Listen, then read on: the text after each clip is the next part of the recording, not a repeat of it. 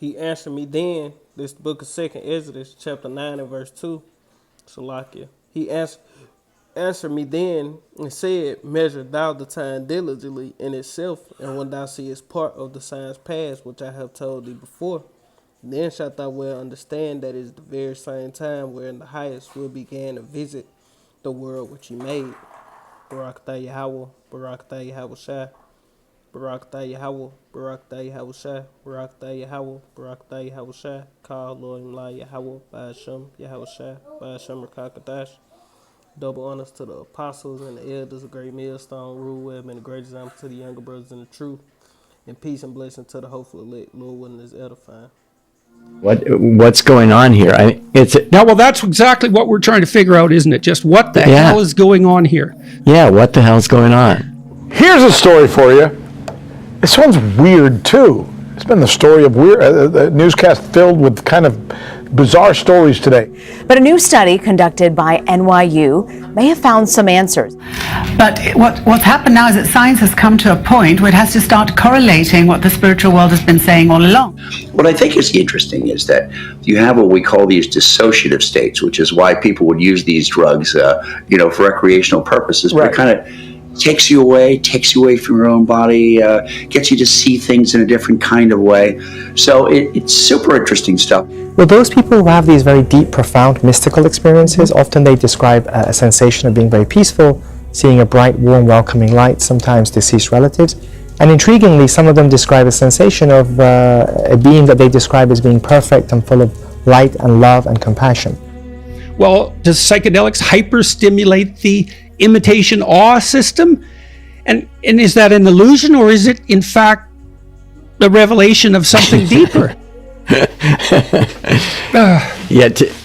To circle back to the ontological question. So just recently I listened to a lecture that Francis Collins gave. Now, so Francis Collins, you may recognize, is director of the National Institutes on Health, and he was also the director of the Human Genome Project. So he's as strongly credentialed a scientist as one can have, and yet he's a absolutely confirmed Christian. And so he was giving a lecture on the reconciliation of, I think he called it harmonization of a scientific and religious worldview. But he was laying out his arguments for the existence of God, and one of them is what would be his claim, and it's an interesting claim, and you could argue it, but the existence of moral law, that there is an absolute moral law. He was talking about a natural ethic. Yeah, I think as a pointer to God, something absolute about the nature of what moral law is. And from that standpoint, if you're willing to go that route, then maybe these experiences are actually pointing to something that is absolute and true and informative. Do you think that's true? I don't know. I'm a scientist. Look, it's fine to be investigating it, Yeah. I don't want to pin you down. No, let's see.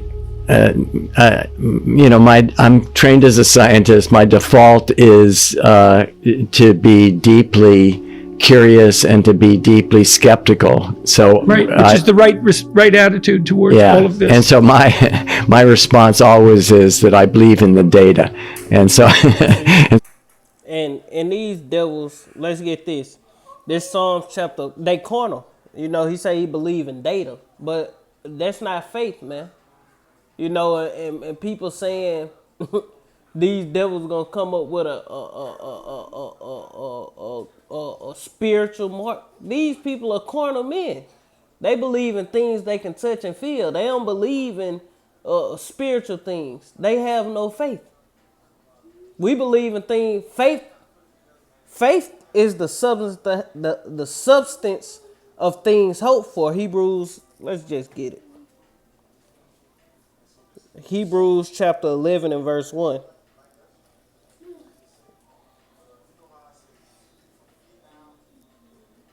This is the book of Hebrews chapter 11 and verse 1. Now faith is the substance of things hoped for, the evidence of things not seen. See, we have faith in the things that we don't see. Verse 2, for by it the elders obtained a good report. Verse 3, through faith we understand that the world were framed by the word of Yahweh, by Hashem Yahweh Shai, by the word of Yahweh. And the word is Yahweh Shai. So that things which are seen were made of things for things which are not seen. Hold up, let me reread that. So that things which are seen were not made by things which do appear. You know, and then it go on through the accounts of the righteous in their faith. But this guy has no faith. And they trust in science. And all science mean is to know. And these devils, they have a lot of theories, man. This Psalms chapter 14, well, let's get this one first. This 1 Timothy chapter 6 and verse 19. 1 Timothy chapter 6 and verse 20. O Timothy, keep that which is committed to thy trust. Avoid profane and vain babbling. And you talking to a scientist, there's a lot of profane and vain babbling, man. In oppositions of science, falsely so called. Yeah, because science mean to know. A lot of the stuff that these scientists, they just go by different data and different things of that nature. So they do a diligent search. But it's all in vain, man. You know, it's vain and profane babbling. Because a lot of stuff, it just be a theory, something that they don't know. You know, just a scientific guess, so to speak. You know, a Edomite guess, man. This Psalms 14 and 1. The fool have said in his heart, there is no God. They are corrupt. They have done abominable works. There is none that doeth good. Going into you Edomites, man, first and foremost, man. So that remains an open question, but it's certainly fun to toy with as an alternative framing of what's going on. I mean, we're in the middle of this huge mystery. 50 years ago, psychedelic drugs were at the center of America's counterculture, promising good trips and some very bad trips too. Today, the DEA restricts psychedelics as Schedule I drugs with no currently accepted medical use and a high potential for abuse. I do believe there's a place for drugs that we as a society, or maybe our government have told us are completely evil. Obviously, you shouldn't take them without some recommendation or some help from a doctor. At the same time, Bob, you know, reuptake inhibitors and some of the other meds that people go on, they can be pretty harmful. I've seen people do some strange stuff and react in very negative ways as a result of those. So I guess what I'm suggesting is there may be a place in the middle for this. There may be a compromise. But unlike the 1960s psychedelics, the meds are clinically calculated. Are you encouraged, excited by what you've learned so far? Oh, I think there's nothing more interesting that I have done in my almost 50 years of doing clinical pharmacology research. There's nothing that compares to this. We're wired to have these kinds of experiences. So that in itself is an absolute radical claim. You know, I mean, I've gone after some of the Darwinians the atheistic Darwinians that I've talked to for failing to take into account what I regard as the preponderance of scientific evidence indicating that the religious instinct is real and that it's biologically grounded. It's like, okay, it's real, it's biologically grounded. What do you have to say about that from an evolutionary perspective then? Is that a spandrel? It's like, no, because it looks like it's central to the development of human culture itself. Not only is it not a spandrel, it's like the opposite of a spandrel. And so what are we supposed to conclude if we conclude that the religious instinct has actually evolved? It's deeply biological, and it speaks of like a benevolent and truth-oriented teleological reality. That is not the way our culture is constructed. What's more, You hear all them words they saying, man. This is vain, profane babbling, man. What the fuck is they talking about? It's confusing, man. All these big ass words and all this talk that go nowhere, man. You know, but the Lord say He made the Lord said in the New Testament, the wisdom of this world is foolishness to the Most High, and this bullshit to us too, man. What are you talking about, man? All these big ass words, you ain't explaining what that shit mean or nothing, man. Saying all them damn confusing ass words. important than this, Jordan? What's more important than finding out what's going on here? Well, I actually can't believe how important this is. You know, I mean, I've been studying the psychedelic literature for 20 years and in as deep a manner as I can possibly manage. And every time I think I have some grasp on how important it is, I learn something else and I think, oh, it's way more important than I thought it was. It's of crucial significance. It's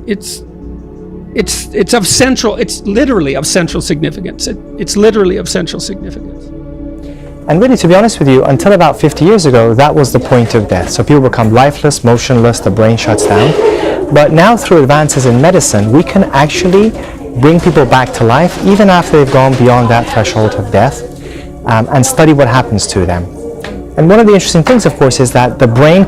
And that's what these devils trying to do, man. You know, they trying to present science as the savior, man.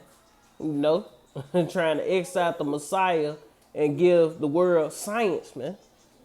But let's get this Psalm 64 and verse 1. It say, the chief musician, a psalm of David. Hear my voice, O Yahweh. In my prayer, preserve my life from the fear of the enemy. Hide me from the secret counsels of the wicked, from the insurrection of the workers of iniquity, who whet their tongue like a sword, and bendeth their bows to shoot their arrows, even bitter words, that they may shoot in secret at the perfect. Suddenly do they shoot at him and fear not.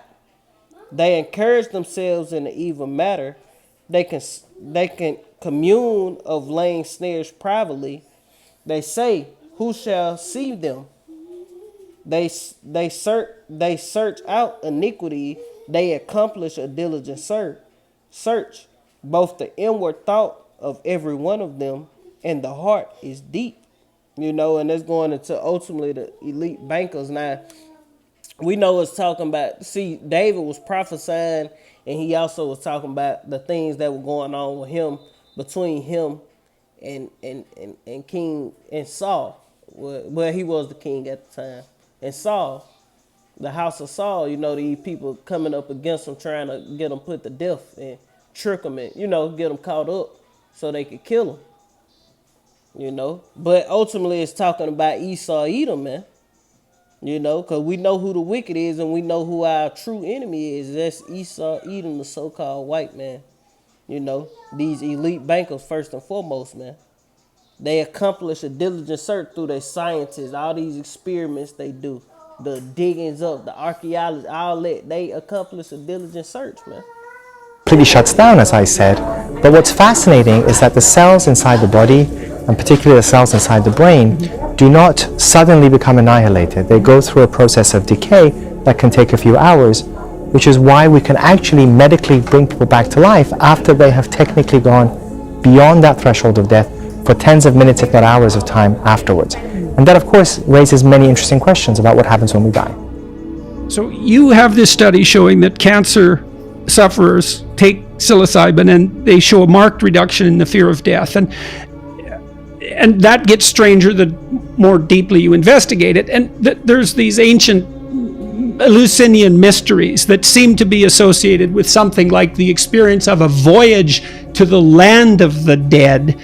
an encounter with ancestral spirits, a religious transformation, and then the eradication. And the things they are talking about are all written in the scriptures. Like people be having seizures or on their deathbed, they come up with accounts of how they seen somebody, you know, who was dead, you know, because they be in between, you know, the spiritual world and the physical world, man. You know, just like people can summon up different spirits, just like the witch summoned up Samson or Samuel for King Saul, man. You know, and Samuel got mad like, why you fucking with me, man, bringing me up, and you know, and he told him like, shit, you gonna die in battle, man. You know, let them know the Lord is displeased with you. The kingdom is ripped from you. It ain't your kingdom no more, so to speak. You know, so these things are real, man.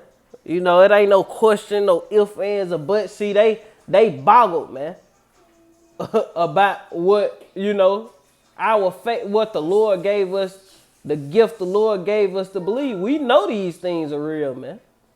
You know, the scriptures say that he chose the foolish things of the world to confound the wise. You know, he chose the foolish things of the world to confound these devils, and we are considered the foolish. We ain't all doctors and master degrees and studied up for 20 and 30 years on bullshit. No, we just believe and trust in the scriptures, man. And the knowledge we have far surpassed the knowledge of these people who done studied for all these years. Not saying that certain brothers ain't been to college, ain't been, you know, got their master's or doctorate degrees or whatever. But at the end of the day, it's all foolishness. You know, you ain't had no real knowledge till you came into this truth, ultimately. Or at least the diminution of the fear of death. But all of that mythological baggage, so to speak, went along with the experience. So there's a journey of some sort to a place of some sort that seems to have commonality across different individuals, strangely enough, that results in this pronounced transformation of the existential consideration of mortality itself. So it's, again,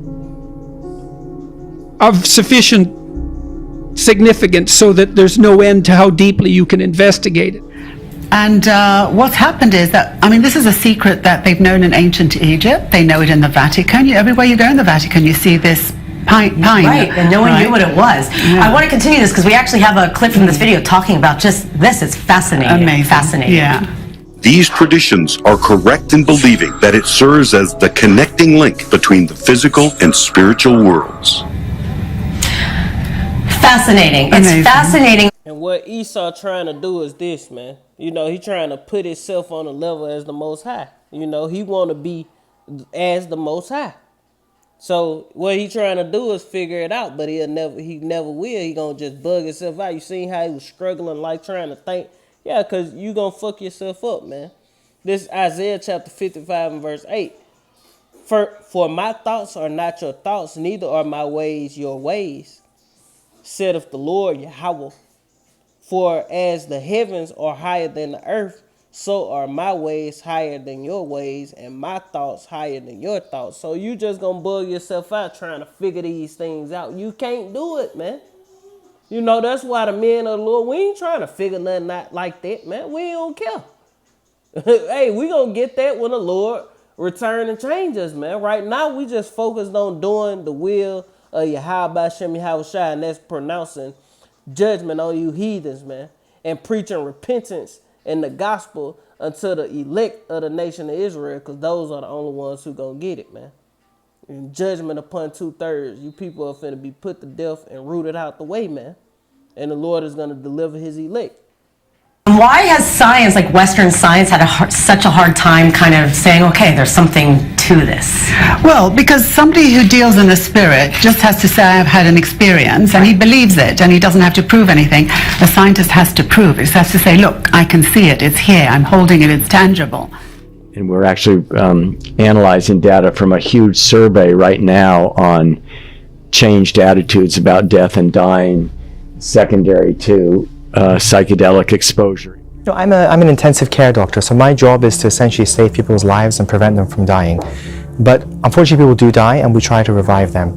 What we have found is that over the last few decades, many millions of people have now come back, and many of them have reported, actually, anecdotally, that they've been able to see and hear things going on, even though from our perspective, they should have been dead, and their brain should not be functioning at all. And so we became intrigued to study this, one, because it was fascinating. That there's something. And the only reason those things happen or can happen is because the Lord is not allowing them to be put to death. Ultimately, he got a more ultimate, that's not their judgment to die at that exact moment. No, you can't revive nobody who the Lord won't dead. All that reviving and this and that. No, you ain't did a damn thing. When the Lord wants your head dead, he take the spirit out the body and it won't come back in it. Simple as that. Let's get Deuteronomy. Because people think as if they have some kind of power of saving lives and bringing people back and doing all. No, you don't, man. It's the Lord who do all these things, man. If somebody come back, they can be dead in the grave. The Lord can raise them up out of it, man. That's the Lord put that spirit back in that body. Deuteronomy chapter 32 and verse 39, it reads, see now that I, even now am he, and there is no power, no God with me. I kill and I make alive, I wound and I heal, neither is there any that can deliver out of my hand. So if a person is able to be revived, it's ultimately because the Lord don't want that person to so-called be put to death at that moment, man. And ultimately what he doing is he building up the pride in Esau. He hardening the heart of the Pharaoh, man. Esau getting that God-like complex because he think he came up with a way to revive people, CPR, and shocking the motherfucker, whatever that shit called. I forgot what it's called. Damn. But shocking their heart and, doing all this stuff to keep a person alive, putting them on ventilators and, breathing machines or whatever, he feel as he's the one who keeping the person alive. No, it's the Lord who allowed them to stay alive. Until that day come for all of us. About this mystery that we find ourselves in. So our life is dependent on death because our cells are constantly dying, and the fact of our healthy existence is actually paradoxically dependent on death itself. The proper amount of death keeps us healthy. And it's so interesting because that's also true psychologically, is that you have to let old concepts die. Death plays a restorative role. It's something like the precursor to resurrection. And God only knows where that idea goes. But I believe that these mystical experiences provide a window into that there's this mechanism of death at work, but it's a reparative and creative mechanism, all things considered. It's building towards something that we have an intuition of and want to participate in, and are tortured by our conscience for not participating in. And a glimpse of that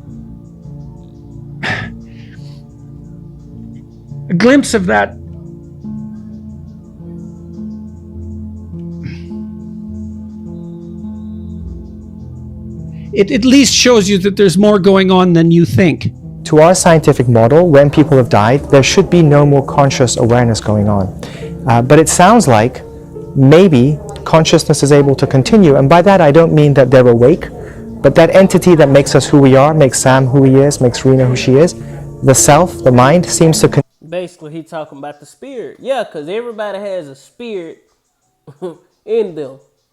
Like the scriptures say. And that go to prove that reincarnation is real, because that spirit when the Lord is ready for it, it's gonna come back up to the Lord, and that person gonna die and be put into the grave. But that spirit always come back upon the earth to receive his judgment from his past life, man, or lives. You know. Continue and doesn't become annihilated after a person has gone through their process of death. No, it don't become annihilated, because the Lord, incorruptible spirit, is in all things. Our spirit belongs to Yahweh Shem Yahweh. We are part of Yahweh Shem. We are part of Yahweh, man. Not Yahweh Shem Yahweh. We are all a part of Yahweh. You know, even the heathens, everything, the grass, the germ, everything that is the Lord, incorruptible spirit is in all things, man. Incorruptible, undestroyable, everlasting spirit is in all things.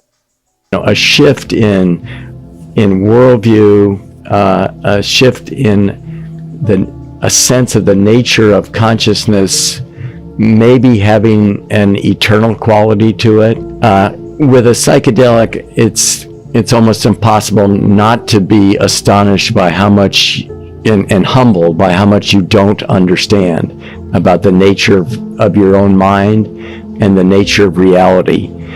And so we're confronted with this mystery of what is this about?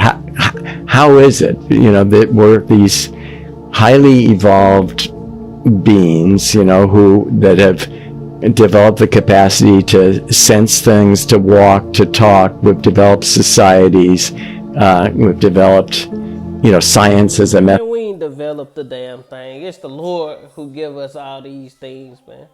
The Lord gave us the senses to walk, talk, smell. The scripture said in the Apocrypha, I ain't gonna get it, but it go into the senses. The Lord gave us 7 senses. If I ain't mistaken, I might try to find it. Methodology, we can communicate. And on top of all that, the astonishing fact is that we're aware that we're aware.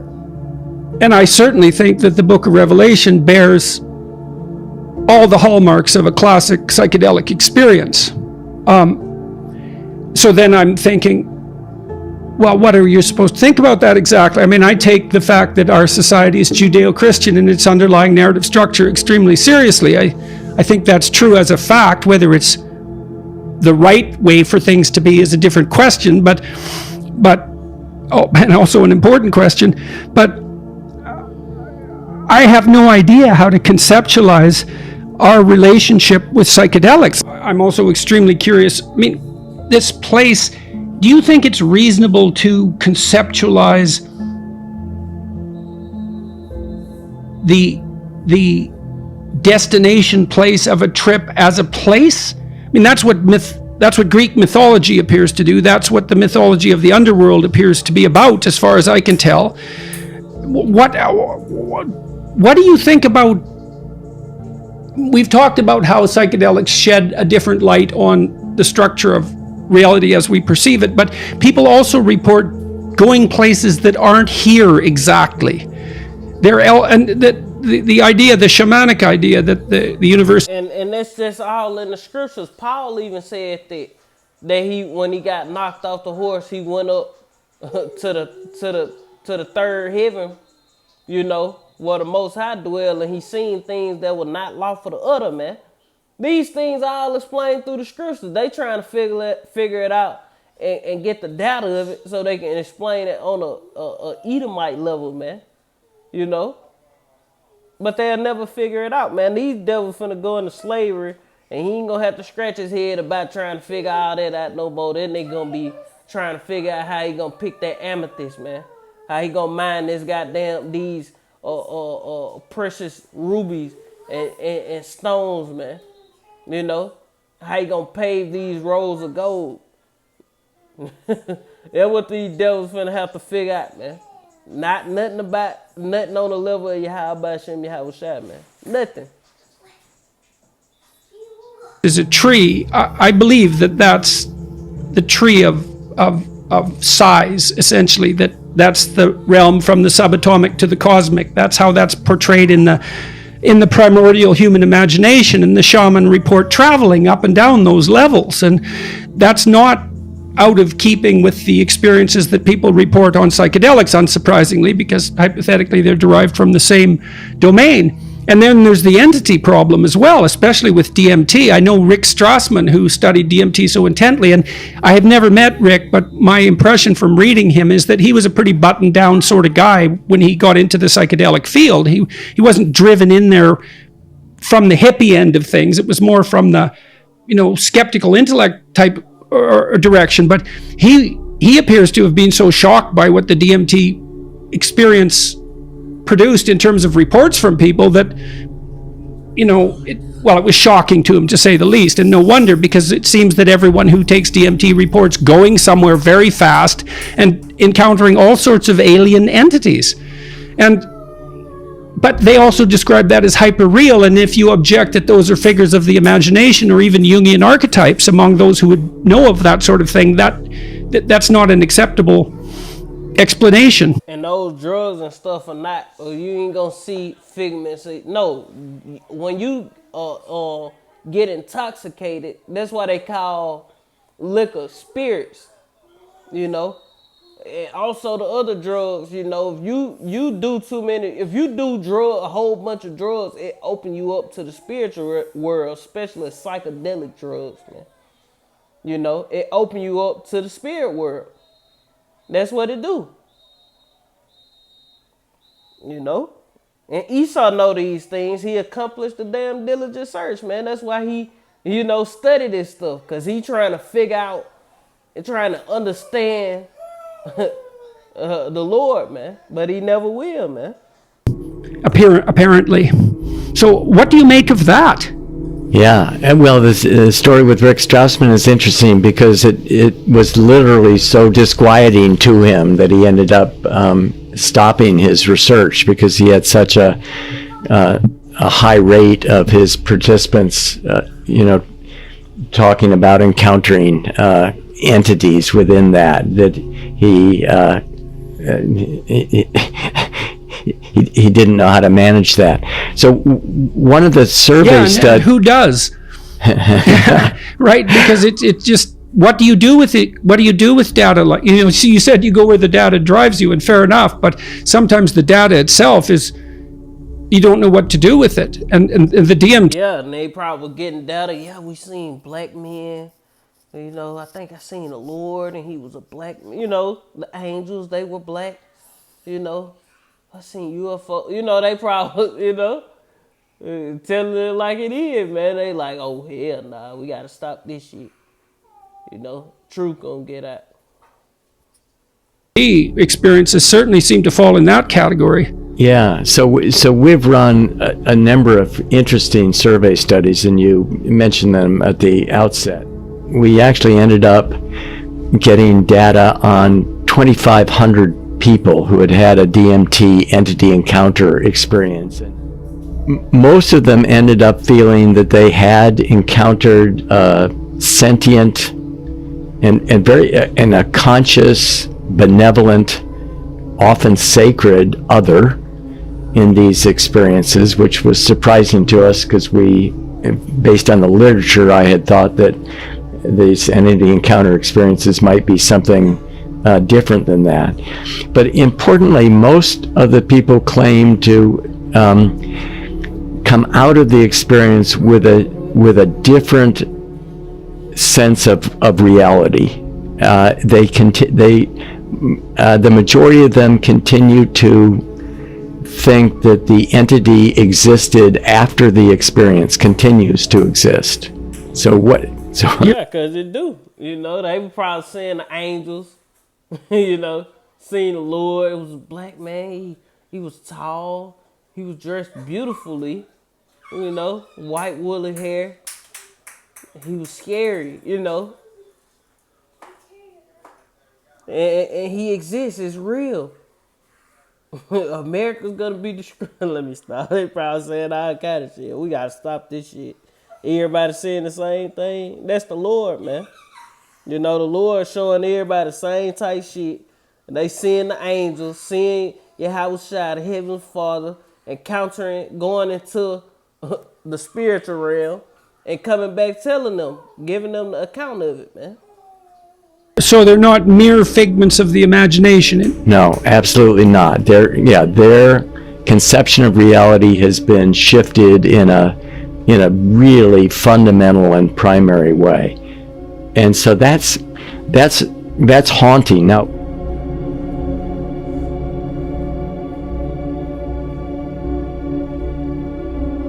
They hold your hand, you listen to music, you trip out, literally. They keep you right there. They don't want somebody on a bad trip running out the door and jumping out of the window. They keep you there. But as you work through this whole thing, according to the researchers, people come out feeling alive again. Wow. Wow, that's astonishing. Well, keep us posted, Tom. Thanks, Tom. You didn't try it yourself. No, don't try this at home. I didn't do it. Okay. All right. This particular study is the largest study ever carried out in the world. It was done in 15 medical centers across the US and in Europe. And we studied more than 2,000 people who'd gone through this cardiac arrest or process of death. And we did not expect people to... You see what they say, consciousness can extend past death. It do extend past death, man. When your spirit goes to the Heavenly Father, you know, it's still, you know, this body die. Your spirit don't die. We've been trying to tell you fools, man. You know? And not talking to the brothers and sisters. I'm talking about you Edomites, man. Because we teaching y'all ass too, man. The Lord made us a prophet unto the nation. We letting you know the mind of the Lord through the scriptures, man. You know? The spirit don't die. The spirit is the thought that's in your head. Your personality, everything about you is that spirit. When you die, that consciousness, that spirit don't die, go up to the Heavenly Father. have any consciousness or awareness, but intriguingly, up to 40% of people came back and had a perception of being aware of what was happening to them, even though they had technically gone beyond the threshold of death. Why do you think that is? Well, I don't know. I don't know what to make of it. One of the striking features of the DMT encounters was that the attributions made to the entity really mapped onto the same kinds of attributions that people describe in their God encounter experiences. So those are more similar than... I told you. Hey, I ain't even watched the whole video, but hey, I knew they were gonna come out and say it. Let's go back, you know? Make sure I ain't tripping. One of the striking features of the DMT encounters. One of the striking features of the DMT encounters, who they experiment on with the hallucinogens, genesis, however you say that. And what did Paul have? Basically a spirit, a counsel with the Lord, man. You know, when he died, he went to the third heaven, you know. Was that the attributions made to the entity really mapped onto the same kinds of attributions that people describe in their God encounter experiences. So those are more similar. Ooh. But y'all see it, man. What's going on here? So like it. Let's start it over. Let's hear it one more time. One of the striking features of the DMT encounters was that the attributions made to the entity really mapped onto the same kinds of attributions that people describe in their God encounter experiences. So those are more similar than different. Now, if you read that DMT literature, you get, other wild descriptions of, alligators and insectoids and mechanical clowns and yeah, it's really it just makes things weirder the more you read about the experiences.